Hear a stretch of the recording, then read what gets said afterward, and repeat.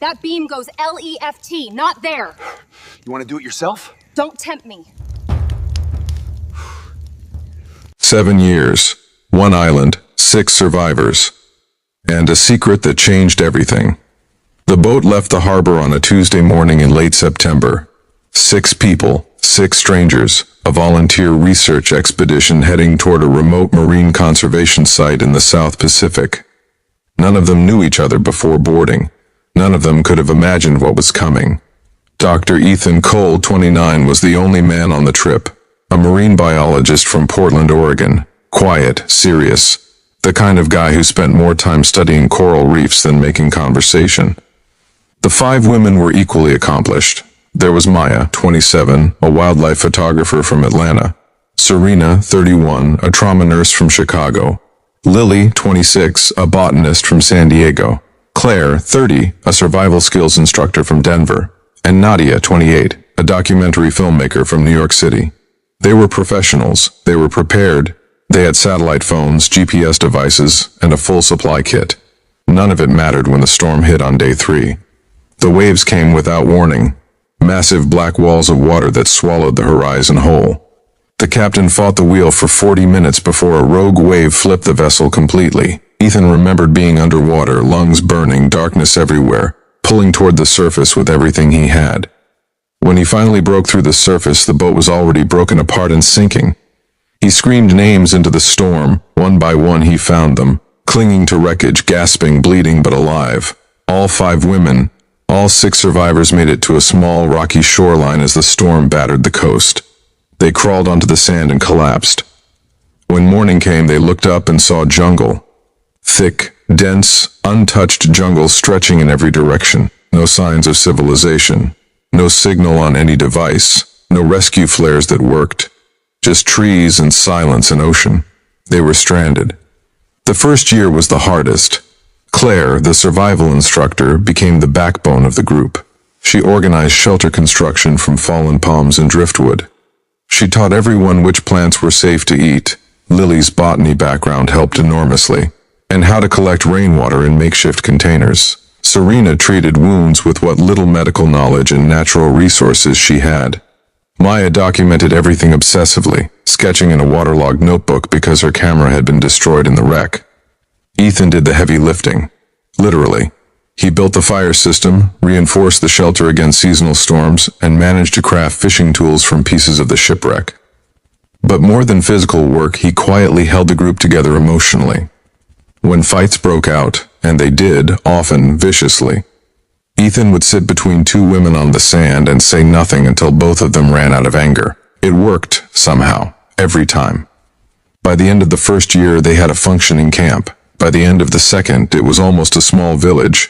What nobody on the outside world knew, what the 6 of them had never told anyone, was what they each carried onto that island before the ship even left port. Maya was 8 weeks pregnant when they boarded the boat. She had just broken up with her fiancé after discovering his betrayal, and she hadn't told a single person yet.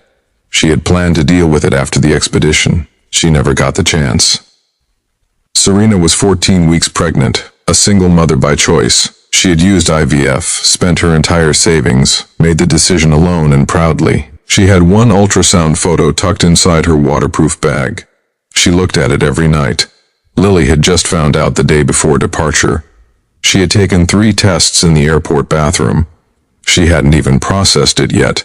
Claire's pregnancy was the result of a one-night relationship she deeply regretted. She was 8 weeks along and had been planning to quietly handle it when she returned home. On this island, quietly handling anything was impossible. Nadia was furthest along, nearly 20 weeks. She had been hiding a small bump beneath loose clothing the entire trip. She was afraid the expedition would send her home if they found out. 5 pregnant women, stranded on an island, with one man who had no idea. Ethan found out on day 43. Serena went into a medical crisis, dehydration so severe that it triggered early cramping. In the chaos of treating her, the secret came out. And then, like dominoes, every other secret followed. Ethan sat on the beach that night and stared at the ocean for 4 hours without speaking. He was not the father of any child. He was not romantically involved with any of the women. He was simply a man who now understood the magnitude of what was around him and what was at stake. He stood up. He walked back to camp. He looked at all 5 of them and said very quietly, "Nobody is alone in this. Not one of you. We are going to get every single baby here safely. I promise you that." Nobody said anything, but nobody cried either. Something shifted that night. Something fundamental. They stopped being 6 strangers. They became something harder to name. A unit. A family. The births happened across a span of 2 years. Lily delivered first, a boy she named River. Serena's daughter came 3 weeks later. She named her Hope. Maya had a girl she called Dawn. Claire had a boy. She named him Finn. Nadia's delivery was the most difficult, lasting nearly 2 days, with Serena guiding the birth entirely from memory and improvised tools. When it was over, Nadia held a tiny, screaming girl and named her Storm, because that was how all of this had started. Ethan delivered every baby alongside Serena. He held hands, timed breathing, made fires to keep temperatures regulated, built covered shelters specifically for each birth. He lost weight, he barely slept. But he was present, completely, entirely, unfailingly present for every single one. The children grew up running barefoot on the sand, learning the names of plants from Lily, learning to swim from Ethan, learning to draw from Maya. They spoke in a blended language, part English, part the island's own invented vocabulary. They were wild and healthy, and deeply loved. The rescue came on a Wednesday, 7 years, 2 months, and 11 days after the shipwreck. A New Zealand Coast Guard helicopter was doing a routine sweep following reports of unusual smoke signals. Ethan had maintained a signal fire system every single day for 7 years without fail. When they spotted the camp from above, the pilot radioed in. He thought it was wreckage. He wasn't prepared for what he found. 6 adults, 5 children, a settlement made entirely by hand, clean water systems, cultivated food gardens, hammocks woven from jungle fibers, organized, functional, alive. The rescue team stood at the edge of the tree line, speechless. One of the officers later told reporters, "I've been on search and rescue for 19 years. I've never seen anything like it. They didn't just survive, they built a life." The world found out within 48 hours. The story exploded across every news network in America. 6 survivors. 5 secret pregnancies. 5 children born on an uninhabited island. 7 years of survival with no outside contact, no medical equipment, no modern tools. It was not just a survival story. It was something people had never seen before. The photographs Maya had been sketching, hundreds of them, documenting every birth, every first step, every storm, every meal, every ordinary miracle, became a published book within 6 months. It sold 3 million copies in the first year. Ethan gave only one interview. He sat in a television studio in Portland, visibly uncomfortable with cameras, visibly unchanged from the quiet man who had once just wanted to study coral reefs. The interviewer asked him what kept him going for 7 years. He was quiet for a moment. "I made a promise," he said, "on day 43, and I kept it." "What happened to them after?"